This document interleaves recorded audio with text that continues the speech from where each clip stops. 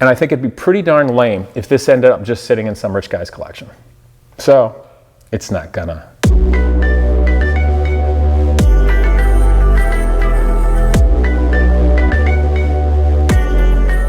What's up, guys? So I thought I'd bring you in here, let's keep the series going on this Ducati, but I wanted to dive into it way more detailed with you all so you can see what's difficult, what's a pain in the butt, and why a bike that basically looks like it's done and ready to go is not riding, and why this is going to take longer. So come here, I want to go over all the intricate annoyances with it, because you guys will learn when you build one. The first one was the front wheel. So did a good job of painting it and making it look great, but the bike was laid down. And the wheel was ruined, but I didn't find that out until we went to mount the tire because I didn't think to true it. So that one was so jacked up, even though it looks nice, I had to get another wheel. Well, that's difficult on eBay because why do people sell wheels? They got jacked up also. So this one was also bent, but not as badly. But fortunately, I was able to put something through here, and since the bearings were in it, I could spin it on the side of the table, just like this, with a little screwdriver here, and I could see where the wobble was. And then I would take the whole thing, put it on a sandbag, and with a really heavy dead blow or rubber type mallet, I was actually able to beat it back to where it'd be within like less than a millimeter on both hop, going up and down in terms of the bounce, and the sideways as well. So I think it's gonna be good, but pain in the butt, I gotta swap this out. Of course, it takes time. Once you guys notice, so when you go to build a bike, it's difficult too, because one thing I'm finding out, which I already knew, but I'm a dork and like Ducatis, is that you're always better off to find a bike that runs, or at least runs half decent. So you know what you got, you know what kind of works, you know where you're going. Because motorcycles, you know, they're expensive, but we're not talking like a $100,000 car. We're talking like $1,000 or a couple $1,000s to buy a used motorcycle. So if you go buy a used motorcycle like I did, that was laid down for 700 bucks, I might have been better off to find a Ducati similar to that that's already running and has better components, because you'll spend more money initially, but you'll save money when it comes to time and all those details and stuff. So it's a labor of love right now, but come on in, let's talk about it a little more. Also, you'll notice the front brake calipers are off of it, but the brake lever is on it. I had to get a new lever that was snapped off of both the clutch and the brake and the master cylinder. Now, here's the thing. So the calipers are in pretty good shape. You know, they're dirty, I gotta clean them up and all. And they've got the old rubber hoses. I do have new stainless steel braided hoses coming. And the big reason is this. You know, these are perfectly fine. They came from the factory, they work well. Theoretically, the braided hoses, when you go to squeeze your brake lever, you know, you want all the power of your fingers to transmit through the hydraulic system into the calipers to give you the best stopping force. But what happens is these will kind of open up a little bit, so some of your force goes into expanding the hoses. So the stainless steel braided ones theoretically get rid of that and make it better. But also, as these things age, and now this is from the 90s, so it may not be so bad, but as it gets older and older and older, some rubbers will actually break down and cause residual pressure to stay in your calipers, which will heat up your rotors or could even make it seize if there was too much heat. So it's also a safety thing in terms of a vintage restoration, and that's something I experienced when I was a much younger man driving a vintage Volvo 1800. The caliper seized up because, believe it or not, the hose was so junk it wouldn't let the pressure return. So that's something else. I've also got these off right now because to take the front wheel off, it's kind of a pain in the butt. You have to take the calipers off and do everything like that there.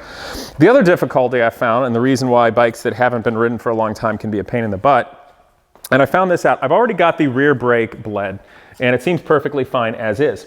But it was actually really difficult to bleed because I think the seal, there was just like junk in it, and the old fluid like crystallized. It was gross, you know. Brake fluid is actually hygroscopic, which means it absorbs moisture from the air, which is the reason why in cars and motorcycles and such, especially if it freezes, you want to flush your fluid every couple of years, because if it's absorbing all this water and it freezes, it can do bad things. So that went pretty well, but with regard to the front, if these seals haven't seen fluid and whatnot in a while, and you start pumping it and it's not like engaging because it's kind of gooey and gummy, gonna need to get in there and rebuild it, which is a pain in the butt, but again, safety, and you want your bike to ride really well so you can ride fast and be safe. The other thing I found out is there's no bleeder on my clutch slave cylinder, none at all. So the bleeders typically on these are on the banjo bolt here, and they have a bleeder at the top. This doesn't have it. I don't know what the guy was thinking before me, or if he was able to ride it like that. But I had to order one of those as well, so I'm waiting to be able to have my brakes and clutch done. Once those are finished, now I can control the bike theoretically. But the things that I've got left to do is, of course, I got to swap out the front wheel.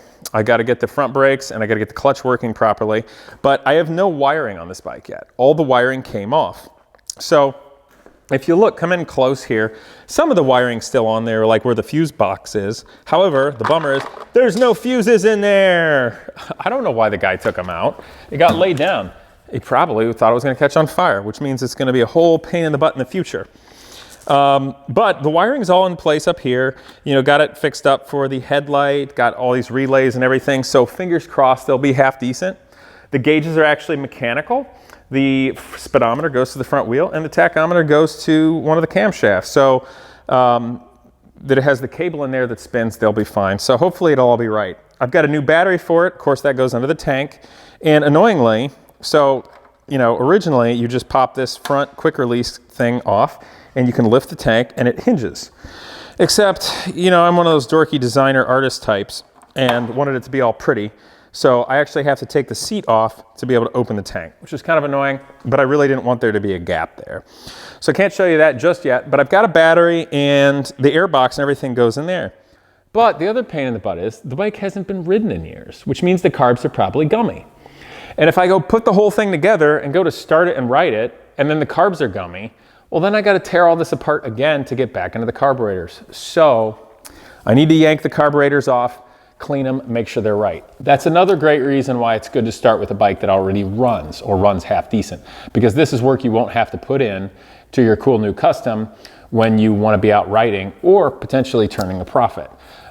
For younger people out there where you have a lot of time yet, but you don't necessarily have a job or your job doesn't pay you much, it may make more sense for you to have a bike where you get less costly, but you put more time in. But for me, I don't have that much time anymore, so I really got to weigh it. So think of that too, because it's going to help you guys, young people in the future. The other thing is these custom tail lights, none of the wiring for them is ready and connected. So I'm going to have to put connectors on it, solder it and whatnot. And underneath this fiberglass tank, if you want to come in close, maybe we can look up in there together.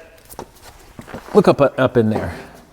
Can you see up under the tank? Go ahead. So I painted that red, and you can see the fiberglass because I want it to look nice, but this is all flopping around, right? So I'm gonna have to use some really cool structural bonding adhesive to put some up under the seat. I wanna be able to use zip ties to hold the electrical wires and stuff up out of the way. So that's, you know, that's another little detail, and all these things take time.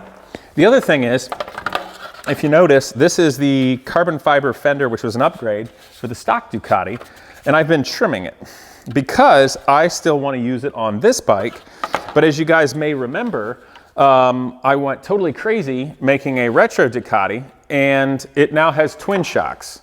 The swing arm here is steel, which is nice because it was really easy for me to cut off the top of the, you know, triangulated affair because it had the big monoshock in there. So I was able to cut that off. This is plenty strong to still use as a swing arm. And then you've got your twin shocks. Obviously my frame geometry and what I've done here will be plenty strong and triangulated nicely and gusseted and such. And if in the future something cracks, I'll fix it. But this is no different than people have been doing with racing forever. And you can see down here, if you want to get in close, how the shock goes in here. I used a section of box steel or rectangular steel. Why don't you come over here and look. And the shock fits down in there, and there's a single bolt that's in double shear. And I welded on this big nut here. So all I have to do if I want to remove the shock is simply unscrew the bolt. And then up here, if I want to remove the shock from the top, all I have to do is take this nut off with the locking wave washer. So the shock comes out real nice. Obviously wanted to own the bike for a long time and ride it fast and hard, so it's got to be done well. But that was something I enjoyed. You know, I'm quirky like that. I like old school stuff. Sure, it was designed really nicely by the Ducati factory for a single shock, but this makes me feel good. So whatever. But really happy with all that. Anyway, so the stock fender isn't made to fit for this kind of swing arm because nobody has a swing arm like this. So I trimmed it down and all so that what I'm going to do is be able to mount it to the front of this, and then I'm going to make some aluminum supports that go from the back of the swing arm up to the fender here. I could also simply not run a fender. Why don't you come over here, I'll show you guys. I could simply not run a Fender, but frankly, the bike's kind of pretty, and I'm a masochist that likes white exhaust for some reason, because Italian Ferraris, you know, Formula One cars. It's going to throw a lot of crap up on the motor, and frankly, I just don't want to clean it that often. So I want to use the carbon fender, and of course, if I put that here, when stuff spins tangent off the tire when it's spinning, that means, you know, any dirt is going to end up underneath under the back of the tail, which is no big deal. And this will protect most of it from hitting the motor. Of course, the exhaust will get a little dirty down there, but what are you going to do? So there's that. The front fender is no big deal. That's just the one that was on here. I clear coated it a little bit better and added this stripe just for a little bit of fun. Go in there too. So I've got to wire the whole thing. It's going to take a long time, and it's a detail-oriented thing. So as a note with relating to that and doing builds, speaking as an older guy that's done a lot of builds, I'm tired. Frankly, I'm tired. I've done a lot of builds. And part of that is because there's a huge difference between doing something because you love it and enjoying the time, even if you do it efficiently, than doing it as a business. And because I've done things as a business and project management in the past for clients, as well as in a way doing it with the Genius Garage students, because you got to think of that as a business too, I've gotten too efficient and like driven with doing projects to where I don't enjoy them anymore. Like I enjoy it, it's rewarding, but I don't have fun with it. There's a big difference. You know what I mean? It's like when you're a kid and you go to the go-kart track, that's just really fun. But if you're an adult driving an Indy car, it's not really fun. It's just rewarding if you do it well. It's kind of the difference there. So I'm actually thinking what I'm going to do is take care of the bigger things here at the shop.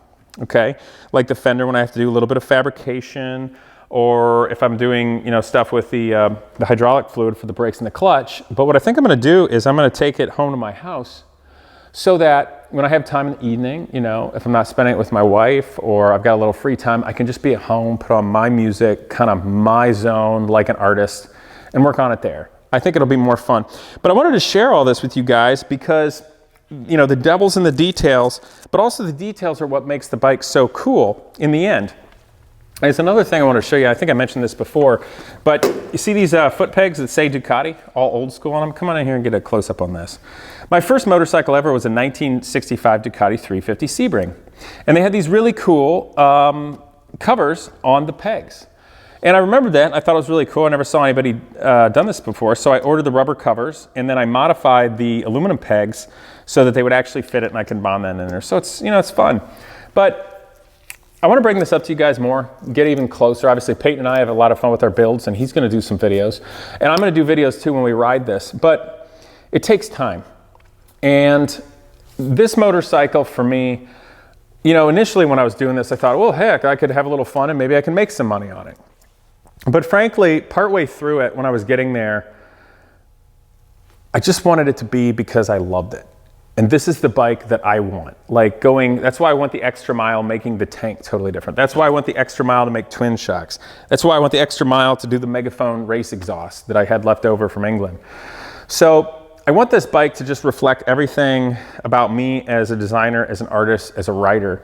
And I didn't want it to become just about flipping a bike to make money. And as a story, come on in here, I gotta sit down. I'm gonna be all whimsical, I wanna share a story. So I admire the heck out of everybody out there, probably a lot of you guys included, who build cars because you love it. They modify it. It reflects your taste and your expression and everything about that. And years ago, it kind of hit me. I was watching a video and it was this beautiful Cobra Daytona Coupe replica. And the Daytona Coupes back when were all aluminum. And this replica was done in all hand-beat coach-built aluminum, just like the original. Except it was done so beautifully that they didn't paint it. They polished it. It was gorgeous. And I thought it was the coolest car when I was watching this video. And then it hit me, and I shared this video, and I even said this on Facebook. I said, you know, it just bothers me so much because the people that have the talent and the love to build these things and take all that time to do it, they can't actually afford to own them. And it ends up being some rich person that commissions it or buys it. And so many of these people that build it, they don't end up owning it themselves. And I wrote that on my Facebook wall. I thought it was really sad. And this one dude comments kind of snarkily. He's like, well, Casey, they got paid a fair labor for it. Okay, well, the dude that, and I'm like, yeah, but you don't get it. Like, it sucks that the artists and the people that can build motorcycles and amazing cars and things like that, they really should be able to make more and do better for themselves. But if you look at how the car market is, and this guy said something snarky to me like, well, he got paid a fair wage. Well, this is a CEO type guy that buys a hurt company for cheap and then spends 9 months, 10 months away, nowhere by his family or anything else to build it up, make it be worth a bunch more money, and then liquidate it. He's the same guy that was walking around with me and says, yeah, it's kind of a sad vibe around here because they know the place has been sold and they don't know what's going to happen to their jobs. I'm like, dude, I get business and I get that you made this place bigger, but there's no heart there. So the reason I bring that up is because I'm not going to sell this Ducati, ever. I hope, frankly, somebody offers me too much money for it because I want to metaphorically keep up foreign relations like Maverick and Top Gun. Because I think that artists and people who build amazing cars and motorcycles, it's not fair that they're starving artists. I think it's stupid that their stuff doesn't become worth something until they're dead or they're famous. So even though this may not be your cup of tea, anybody out there, I just want it to be mine because I love it and enjoy it and reflect it. And I hope you guys get to enjoy your things out there and you don't sell them because it's cool that you own it and get to drive it and enjoy it and it's out there.